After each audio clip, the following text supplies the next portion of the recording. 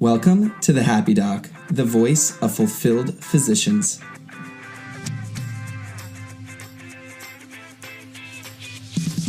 This show is about bringing inspirational, creative, successful, and happy health professionals to you.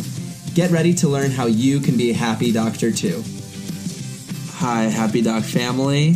Welcome to another episode. And for this episode, we did not disappoint. We have an amazing guest. Her name is Dr. Qaali Hussein. She has an absolutely inspirational story. She's a trauma surgeon. She's a medical supermom, a medical superwoman. And in this story, you're going to learn about three things I would focus on in this story. Number one, the importance of persistence. Number two, the importance of passion in what you do. And number three, she finishes off with discussing that only you can set your limits. And her story is amazing. You guys are going to absolutely love it, and you should definitely listen to the whole thing. And just some brief updates before we begin with this episode. On the podcast front, we're going to roll out a new logo. We're really excited about it, so be on the lookout for that. With our Twitter, Facebook, and Instagram handles, you can reach us at Happy Doc Podcast. So if you search Happy Doc Podcast, you'll see all of those handles on the different social media channels and find us there. Our website is still www.thehappydoc.com, but we've also secured the domain name happydocpodcast.com, so you can use both. And with those updates in mind, please look forward to our next guest, Dr. Qaali Hussein. Hello, everyone. This is Dr. Taylor Brana, and this is another episode of the Happy Doc. I'm super pumped. We have an amazing guest for this week. It's Dr. Qaali Hussein.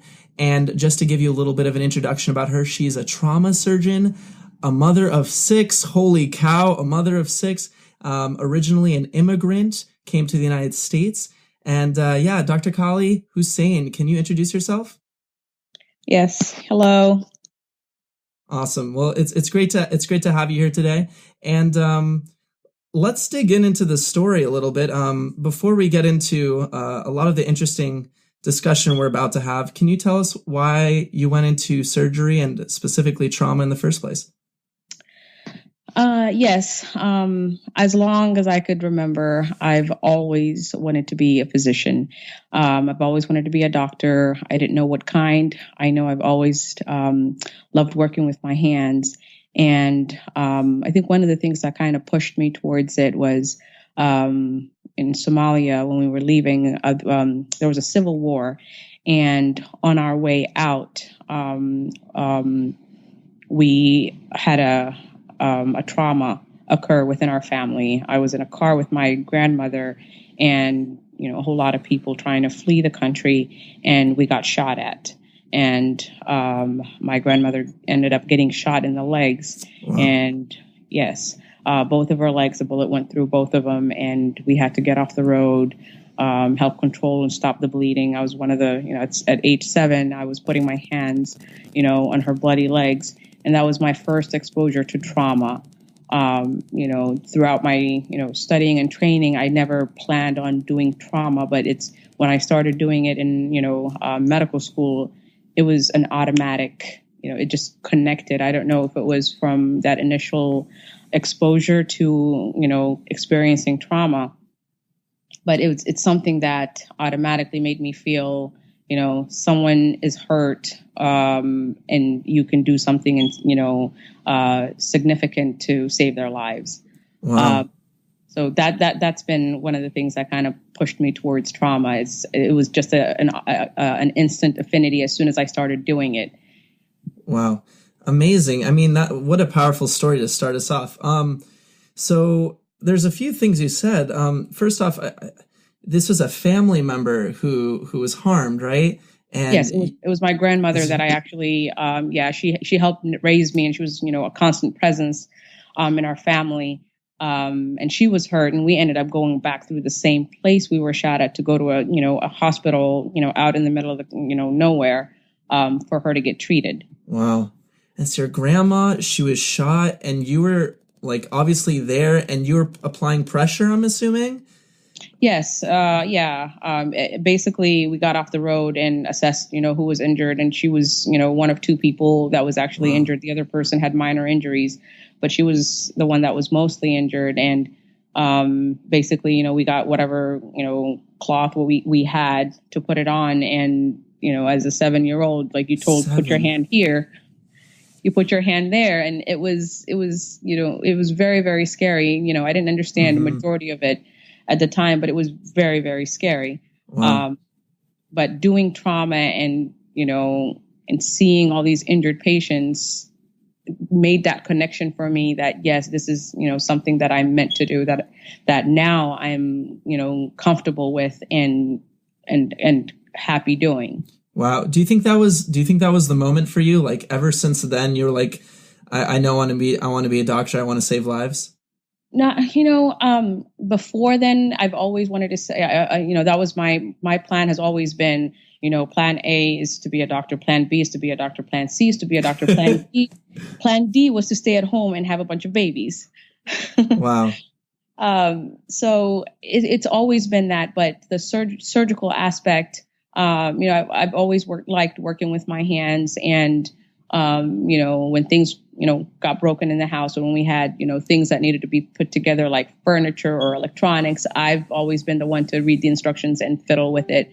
So I've always loved working with my hand, but I at that moment experiencing that, the field of trauma surgery was non-existent to me. I didn't know such a thing existed. But I knew I wanted to be someone who helped take care of people. Yeah. Wow. I mean, okay, so let's move forward a little bit. You said plan A, plan B, plan C, trauma, or surgery, or being a physician, going through this process. But let's move forward now. You said plan D, you wanted to have children. And first off, going to medical school, being a doctor and having children is already tough enough. And you went through this process as a surgeon. How did you? How are you doing it? What were the there's so many questions here. So how did that process happen, and what was it like going through this whole thing with kids? Yeah. So, I've always wanted to have kids, and, people are afraid, that, their biggest failure in life is going to be not becoming what they want to be. My biggest fear was, oh my God, I'm never going to have kids. That's how much, I wanted kids. And my husband is the same. So it wasn't planned. I was married right before I got married right before I started internship. And, I got pregnant with my first one, and it was, very, very scary, and, not knowing what to do. And we didn't have a maternity leave policy at the time. The reception wasn't that great. It was, I actually had someone come to me and tell me, did you hear there's an intern that's pregnant? Like with a shock, with a shock in their face. And I just, smiled and said, oh my God, I can't believe it. Wow. So, yes. Yeah. So you went through that process, and obviously, so they said, did you know an intern was pregnant, in obviously a very derogatory manner. And now all of a sudden I'm assuming they're saying that you're not going to perform at the level that you need to perform because you're pregnant.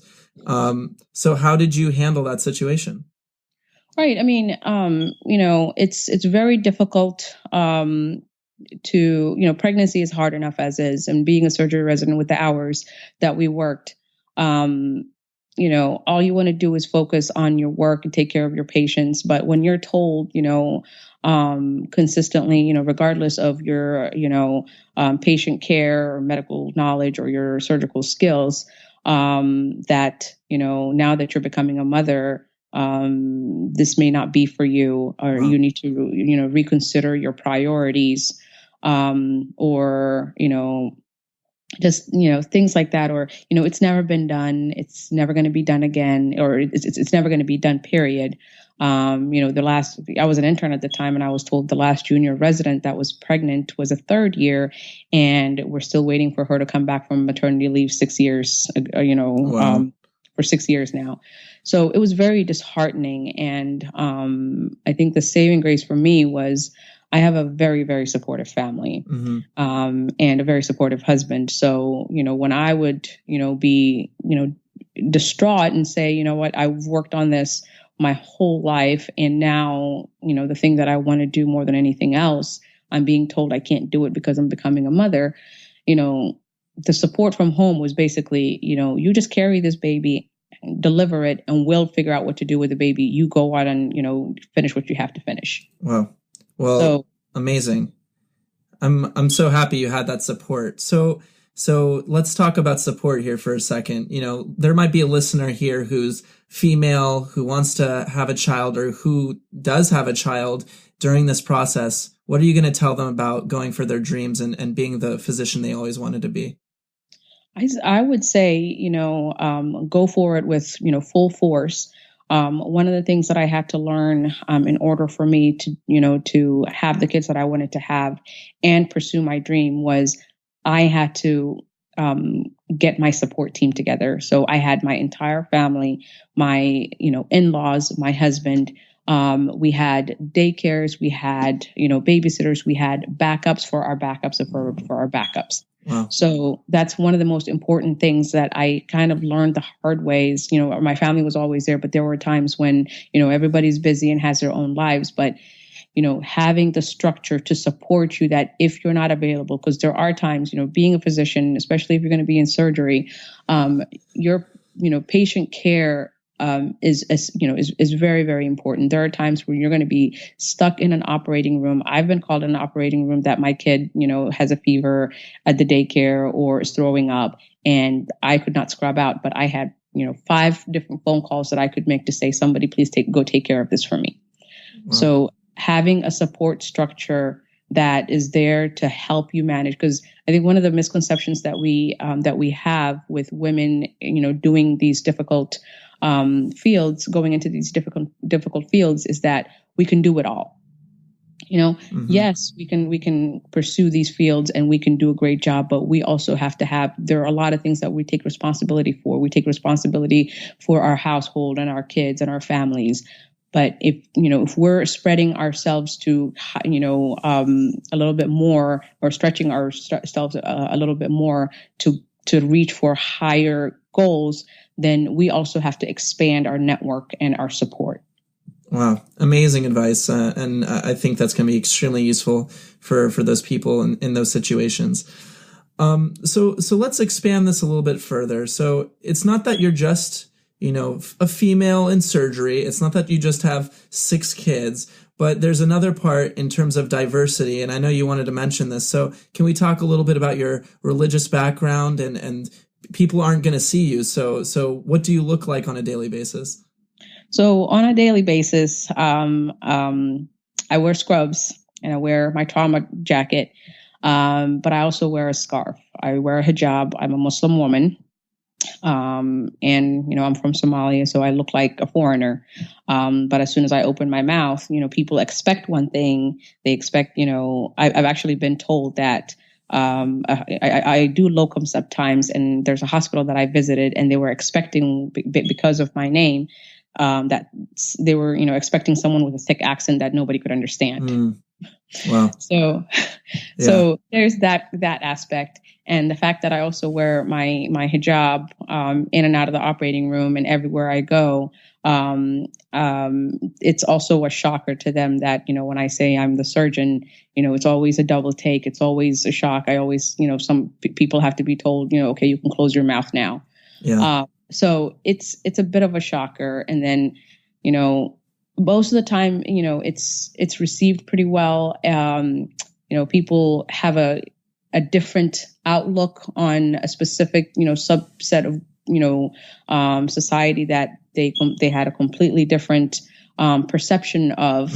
I've actually, had developed deeper relationships with people because they're constantly asking me about my background and where I'm from and, specifics about my religion and their misconceptions. And, I invite those kind of conversations because it helps me, dispel some of the myths and some of the misconceptions. And then on the other extreme, you see people's, people's viewpoints. I mean, I've been called a terrorist by a patient of mine. Oh my gosh. Yes. And I've been given, religious, lectures about, which book is the true book. And, in a patient, those things happen. Yeah. But the good thing is I take care of patients, that are very, very sick. So when they see that I'm, trying to help them, all those things usually just fall to the wayside and we don't even have to talk about that. Wow. So now, we're opening it up to this whole other area. So, and you told us like you've been called a terrorist at times, you've been getting looks. But again, you handle it, I'm sure so tell us, like, how do you handle a situation like that? You discussed that you educate but what is your initial reaction and what do you do to kind of recuperate from something like that? So, when it gets to a point where a patient, says something like that, I try to politely correct them and say, I assure you, that's not the case. Or I try and, lighten the mood and say, well, I'm here to take out, your gallbladder. I really don't have any, any other plans for you today. Sure. But it's, there are patients that sometimes, there's nothing you can say, I've been told, because my last name is Hussein, you will never touch me. So, Jeez. I mean, that's fine by me. I mean, if you're not an extremist and you're not, on the verge of, crashing, I can't force my treatment on you. But other times, most patients will say, "Oh, look at that, and you're a surgeon." I'm like, "Yeah, they allow people like me to be surgeons too." So, lightening the mood and making it a light conversation where they're opened up to ask questions, I think is a lot more beneficial than me taking offense every single time someone says that or says something similar to that. Sure. Wow. So, as I'm like reflecting on this, whole thing, why go through all this? I mean, so I know you're inspired as a child and you always wanted to be a physician, but, you're female, you have kids, you're Muslim, you wear hijab, you have the last name Hussein, but yet you show up every day, you're a surgeon, you take care of the most critical patients in the scene, in the hospital. Why do you do this? Because if I didn't, I think I would go crazy. It's what I love to do. I mean, it is, it's my passion. I love, I don't like when I'm on trauma call and, all I have are, a few blunt trauma admissions and I don't do anything all day. The wonderful days are the ones, where I've done multiple operations. I did a thoracotomy. I did an X-lap. I took out somebody's spleen. Wow. I resuscitated someone who was critically ill in the ICU. I've pimped a few residents. Those are the days that, are absolutely exciting. And even if I've been up for, 24 hours, 30 hours straight, by the end of it, it's very exhilarating. Wow.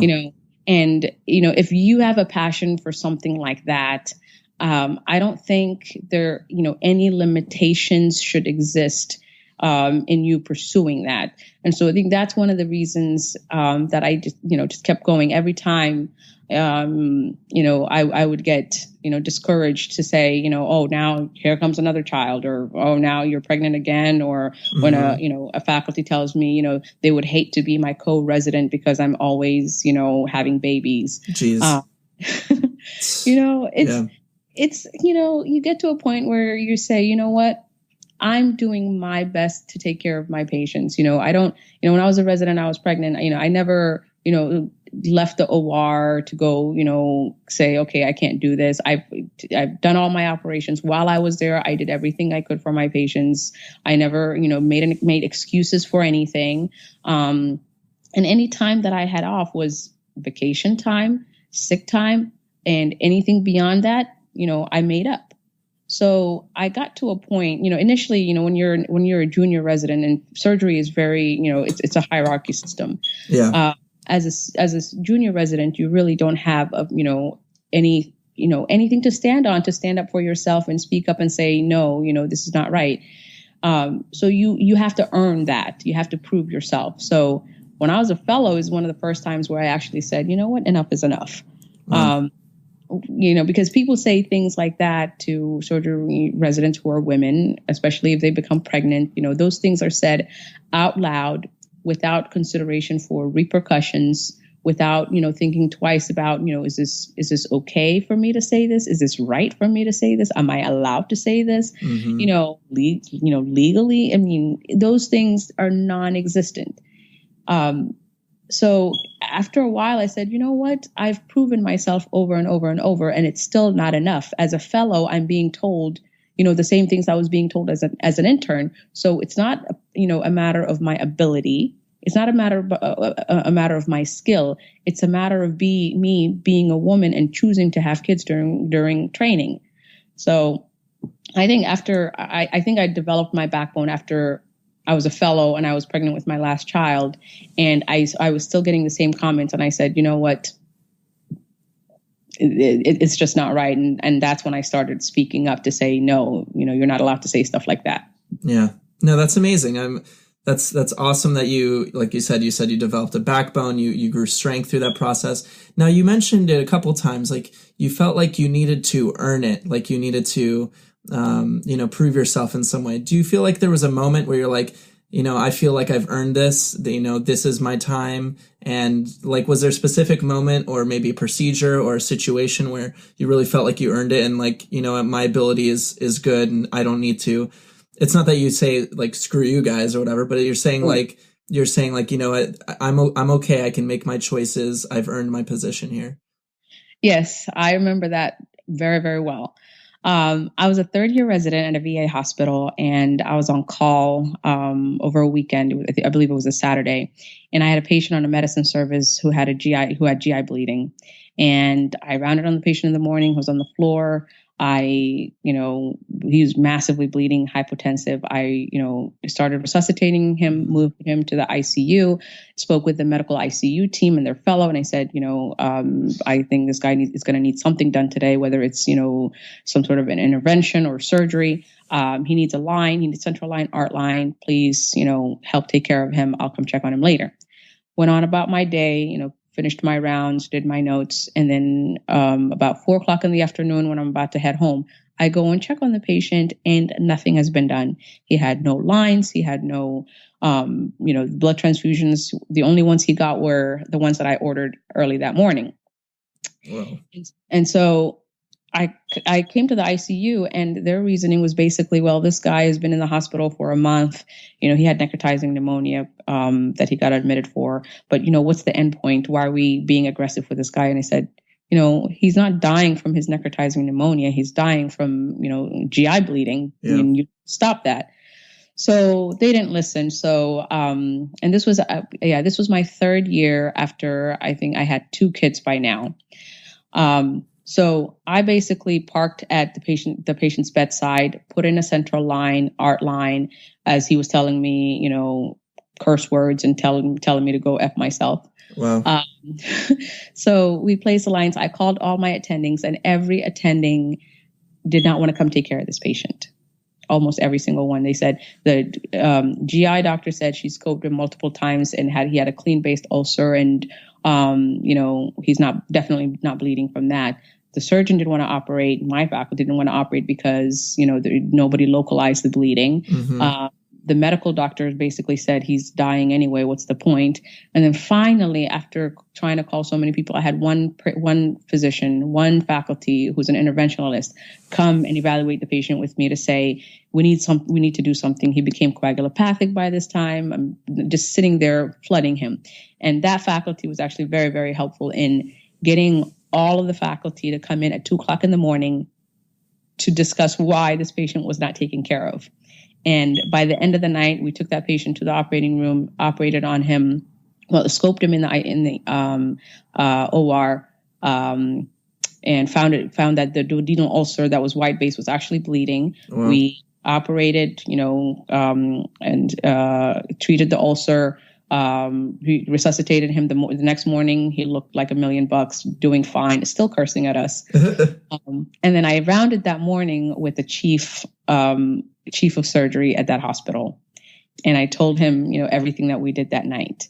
And as soon as I finished rounding with him, he left and sent an email to the chairman and my program director, basically saying that I saved this patient's life.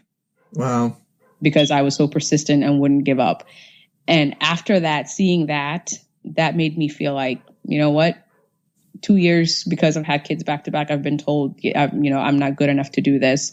But the chair, and I can say his name, Dr. Berger, he's been an amazing mentor, basically gave me the stamp of approval that, yes, I can do this. Wow, what an amazing story. And I was actually going to point out too, you're really telling us about, being persistent. Like you had a feeling, pun intended, you had a gut feeling about this, and yes. And you were persistent the whole way through, and everyone was saying, no, why even save this guy? And you wanted to see what was going on. You thought this life needed to be saved, and you changed the course of someone's life. Like that's, when you really think about it, that's the reason why anyone becomes a doctor, right? Exactly. Exactly. And you changed someone's life. What a beautiful story. Thank you for sharing that. Thank you. No, it's amazing.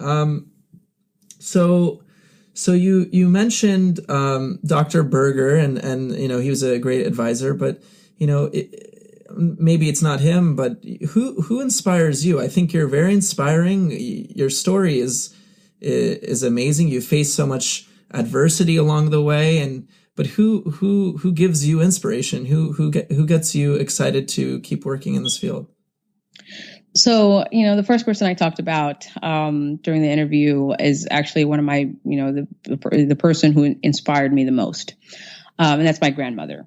So my grandmother, may she rest in peace, was married at the, age of 13.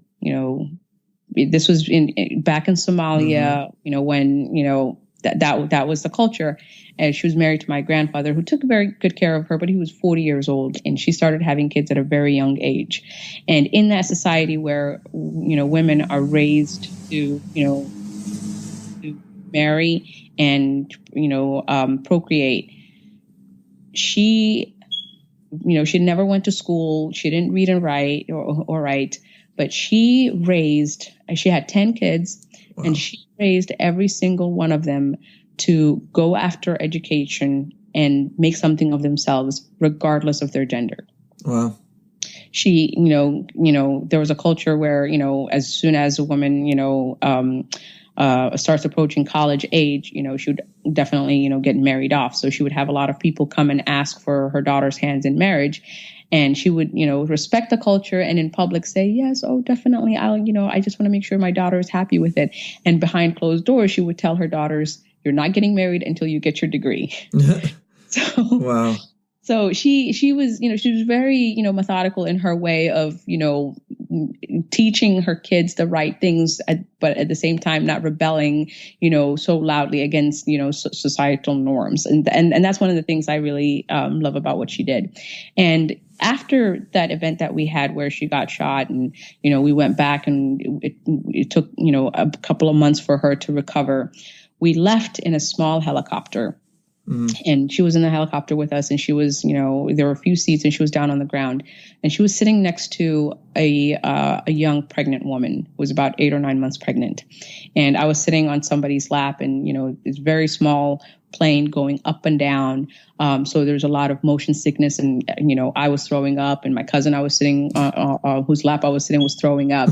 And my grandmother, who's, she was about 70 at this time, shot in both of her legs, sitting next to this pregnant woman, and she's, giving water to the pregnant woman and fanning her. And she just looks at us with disgust in her eyes, saying, "I'm ashamed of you. You should be strong." Wow. So that image always sticks with me, when I'm tired, on call, or even when I was pregnant and say, I can't go any longer. That image always pops into my mind to say, she's gone through that. That strength is actually one of the things that really motivates me, that, anytime I feel weak, I think of her, and, I become strong pretty quickly. Wow. What an example. I mean, I'm having this image right now, right? Like you said, how old was she? 70? She was about 75 at the time. 70. So a 75-year-old woman, she's been shot in both legs. And meanwhile, in this bumpy helicopter, and she's fanning this pregnant woman and taking care of her. Yes. Like that, what a true example of a caretaker. Like no one can ever say anything, like no one can complain. Exactly. So, when people look at me and like, "Oh, you're pregnant and, doing surgery residency, this must be difficult." And I just look at them and say, "You have no idea what struggle is. You haven't been in that helicopter." Exactly. Oh my gosh. Wow. Amazing. Amazing. And so your grandmother is a big inspiration. Anyone else? I've had a lot of great inspirations. One of my faculty who's been, exceptional is Dr. Kathy Liscombe. She's been part of our, program for a very long time. And, anytime, that I felt, the brunt of, residency and just, the constant discouragement of, this is not for you, you should go somewhere else or some other field or go stay at home. She was one of the people that I actually confided in. And I remember one of the things she said to me, I think with my second pregnancy, is she said, surgery, residency and training and, learning to take care of patients is a journey in itself.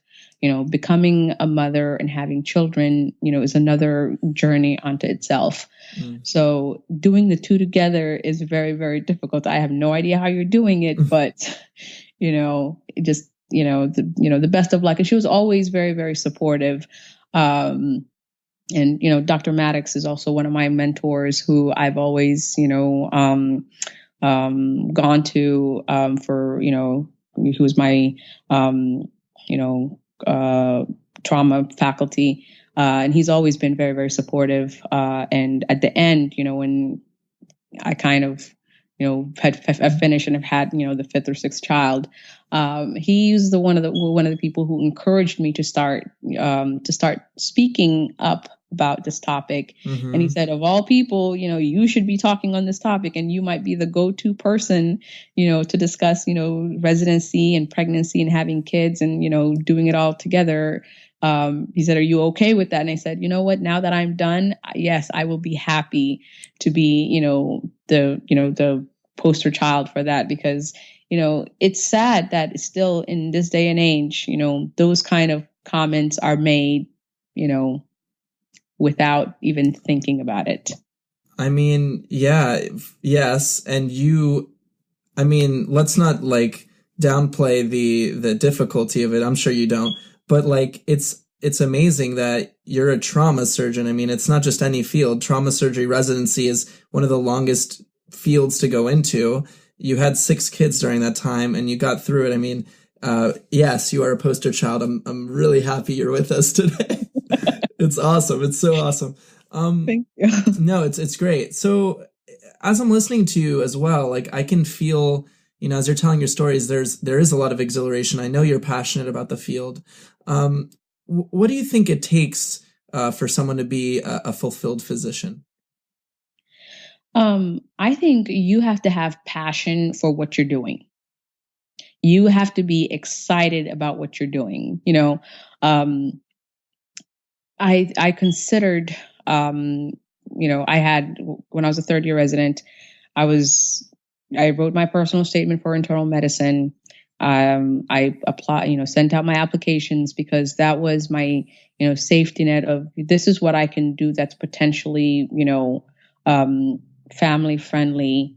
And then I was planning on doing cardiology and then interventional cardiology so I could get my procedural fix. Mm-hmm. And I met a chief resident. I was doing vascular rotation, and I met a chief resident whose name is Dr. John Beduniak.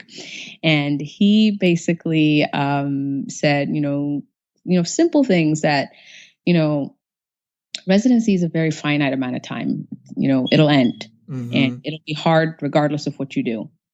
The important thing is to do something that you're going to be happy doing the rest of your life. Something you're going to be happy doing every single day that you wake up.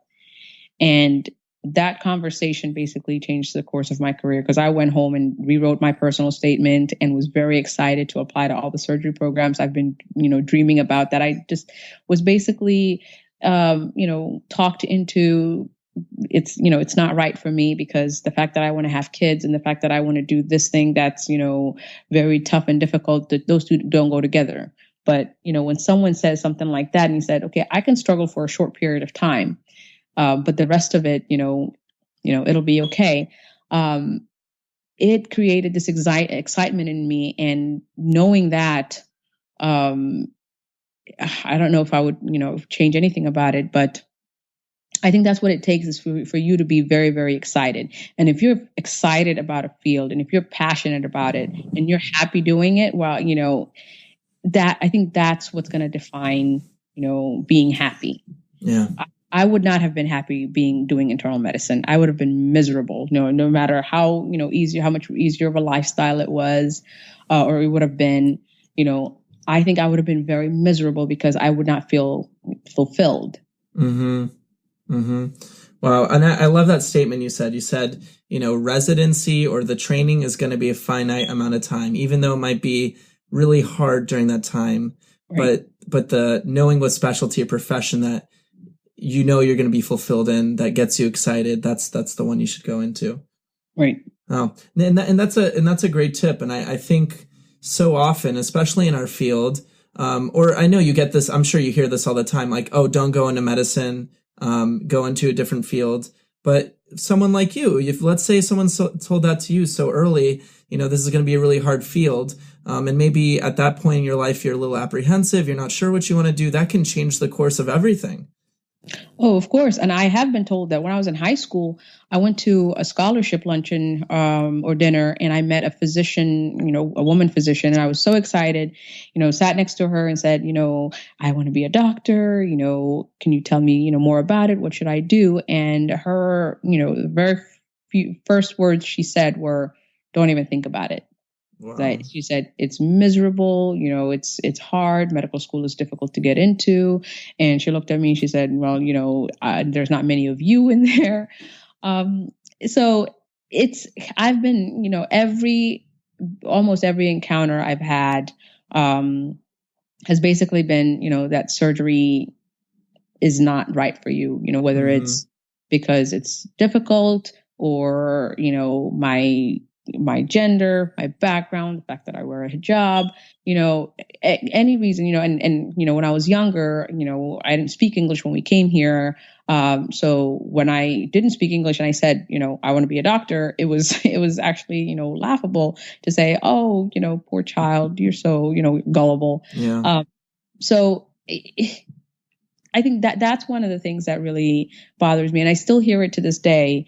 Where younger, kids or women, or younger girls are told, surgery is not right for you, simply mm-hmm. because, and they're made by people who have no idea what it feels like what it is like to be a woman in surgery. That's the other thing, is that the people that are saying surgery is difficult or medicine is difficult for a woman are not people who have experience in these fields. Yeah.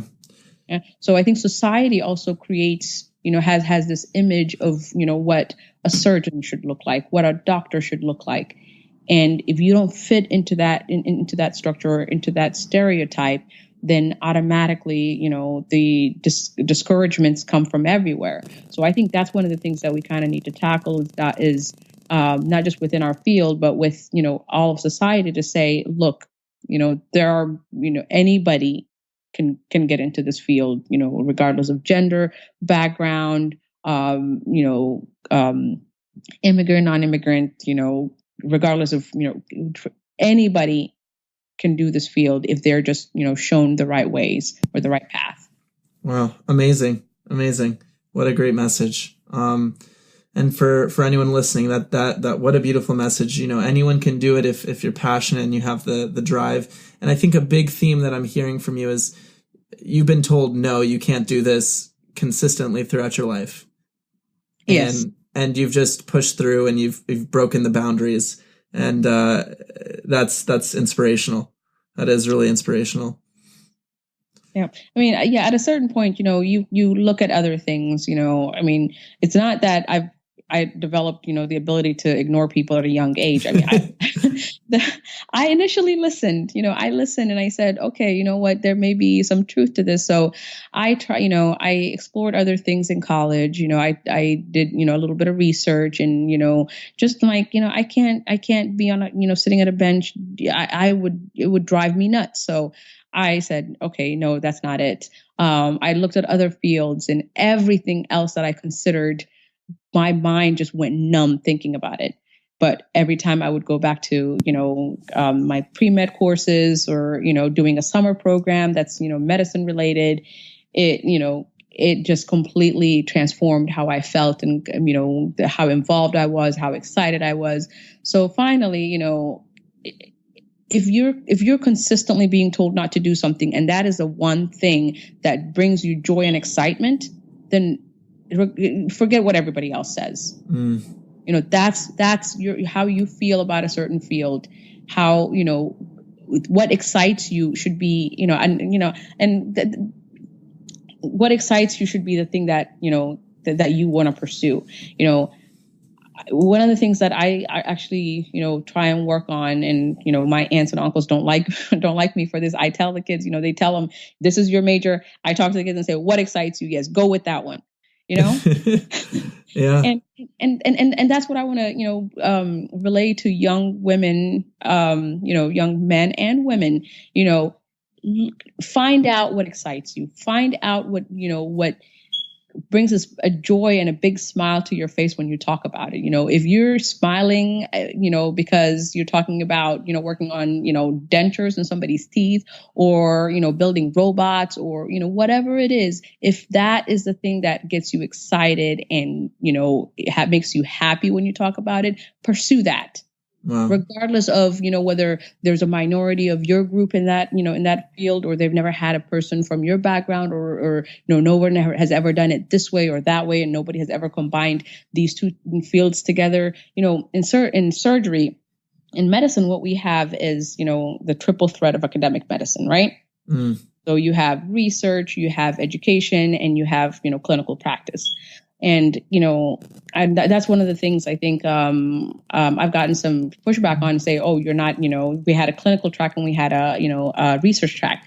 I wasn't a research track. I was a clinical resident, and I still, published a few papers here and there. Mm-hmm. But because I didn't have a laundry list of, papers that I produced, I wasn't productive. I'm like, I produced 6 kids.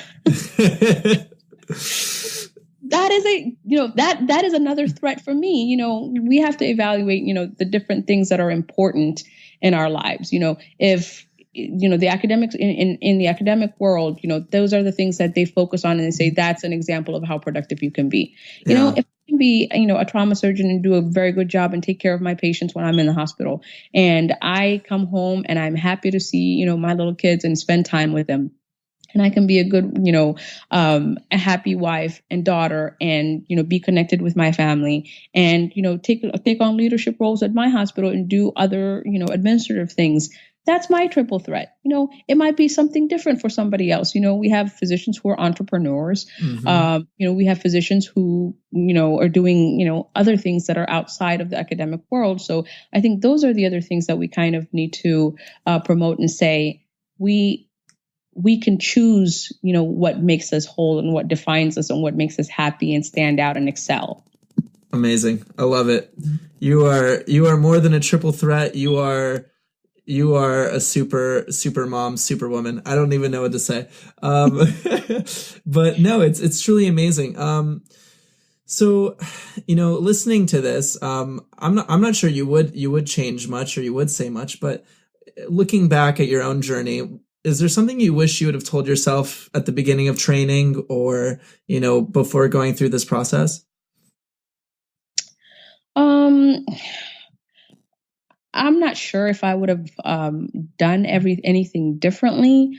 But I think what I would have told myself early on is to stand up for myself a little bit sooner. There are a lot of times when things that were said, that were completely inappropriate. I mean, I'm not talking about, taking any action or things like that. I don't think those serve anybody well, but speaking up and actually pointing out some of the things that were said, some of the comments that were made and that we kind of just brush off and not deal with.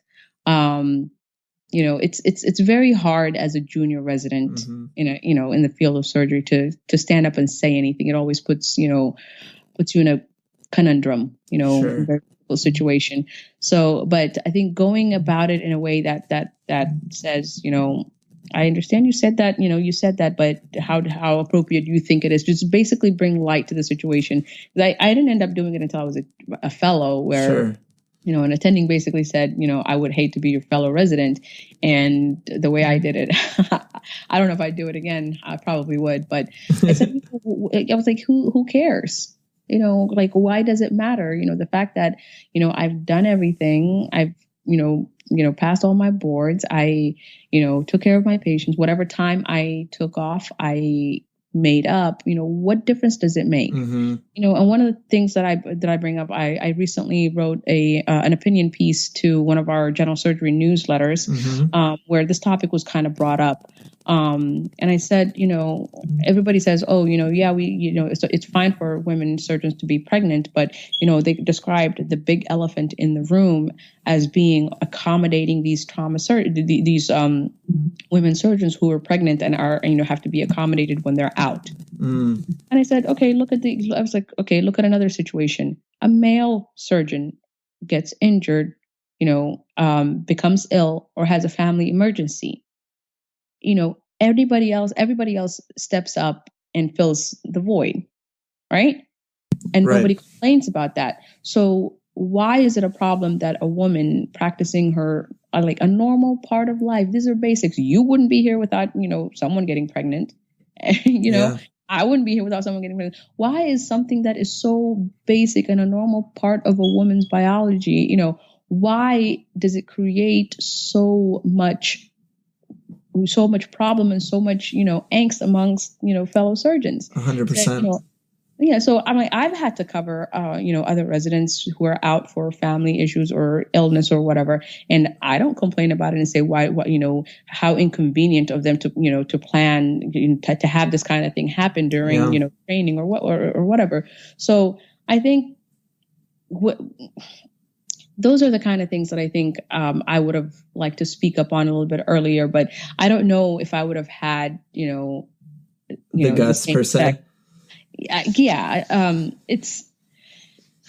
think right now, when you're in a position where you've kind of finished, I think that's how, things are perceived in medicine altogether. You have to have evidence, right? Yeah. In order for your study to be believed, you have to have evidence. So as a resident who hasn't finished anything, who hasn't, doesn't have any board certifications, you really don't have anything to stand on. Yeah. But now that I'm done, and I said, what? If I can finish it, despite all of this, obviously it's doable. It's not a proof of concept. Can women do this? We've proven that over and over and over and over. Yeah. the question is, why are we still, acting the same way? Why are we still making the same statements, regarding women and their pregnancies and them being surgeons? Sure.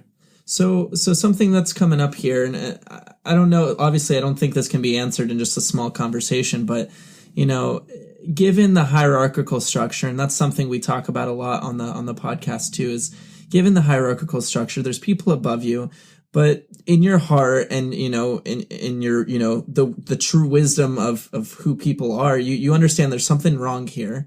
How do you, you said you had evidence. It's easier when you're like a little bit later in the chain, you have evidence you're doing a good job, you can handle yourself, but maybe you're a little bit lower, you're a little apprehensive, but you still know that someone said something incorrect. How do you handle that in a manner that's effective? Effective. You're not trying to upset anyone, but at the same time you're offended. How would you approach that as a student or a resident in that process? I would say, in that situation, one of the most important things to have is someone that you can confide in, someone like a mentor. Okay. I think, sometimes, it's the way the program is structured, the leadership of the program, or, it's very, very difficult in a situation like that, especially if you're at the, at the lower end of the totem pole.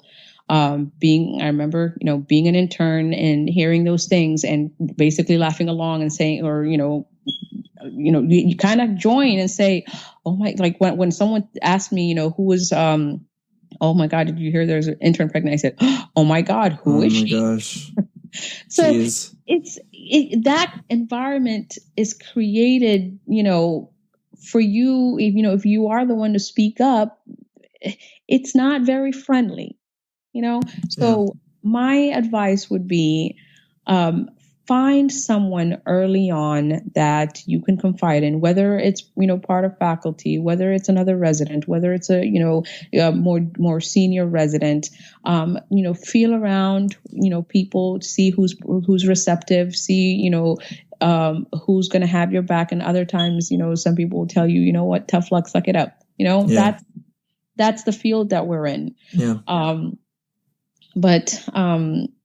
It's a very, you're right. It's a very, very difficult thing.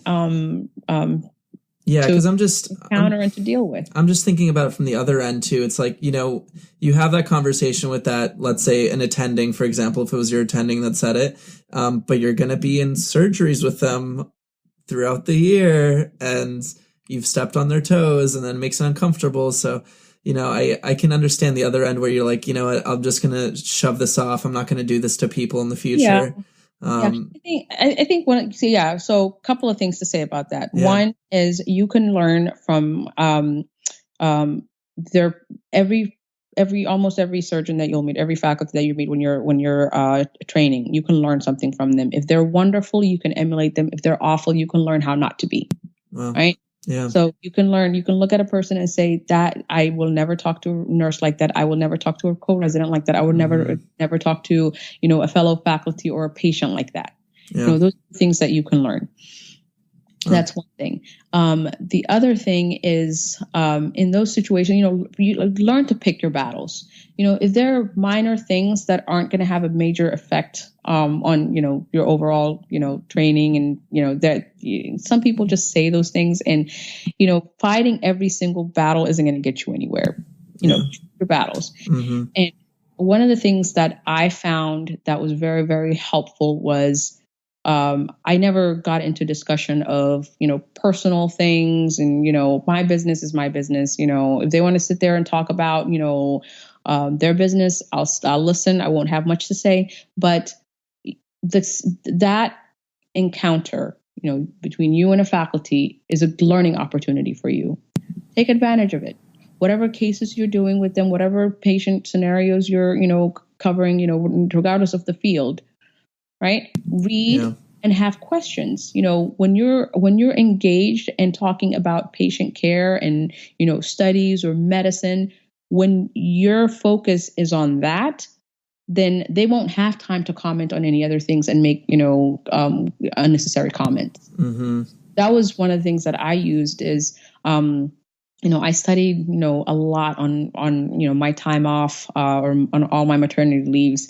And I would come back with, questions to say, okay, the book says this, how do we do this? In real life, I've seen people managing this same thing differently, but on the boards, what am I going to answer on my boards? Because everybody's different. So when you're thinking like that, then they're going to be forced to overlook, that big belly that they ignore anyway. So I think you can find ways to kind of, focus on what are you going to get out of that encounter? What are you going to get out of that situation? You need to learn, everything that you can from that encounter, from that faculty, and use your time wisely. When it gets into the realm of, making those comments, remove yourself from the situation. Don't take on those kind of conversations and fight the small battles. Amazing. I love that. I mean, there are so many tips there. The biggest thing I appreciate from that is there's always an opportunity to learn. And, whether you look at that learning responsibility, like learning from the perspective of this is how I'm not going to do things. I mean, that's such a golden tip right there. Awesome. So that was an amazing conversation we had. I think we're coming to a close here. But what's a tip you'd want to leave with the listeners today? Okay, the tip that I want to leave is, don't let anybody define your limitations. Like, you define what limits you. Take on whatever you want to take on.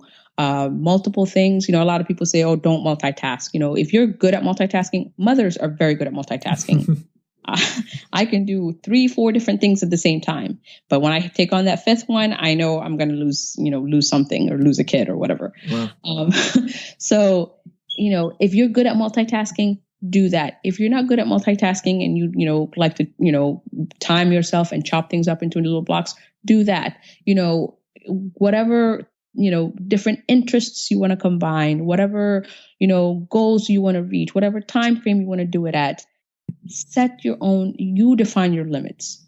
Somebody telling you, oh, the previous, person who tried this, failed miserably, so you're never going to do it again. That was my story. That was what I was told, So I said, and my comeback to that was, well, that was her experience. Let me know what my experience is.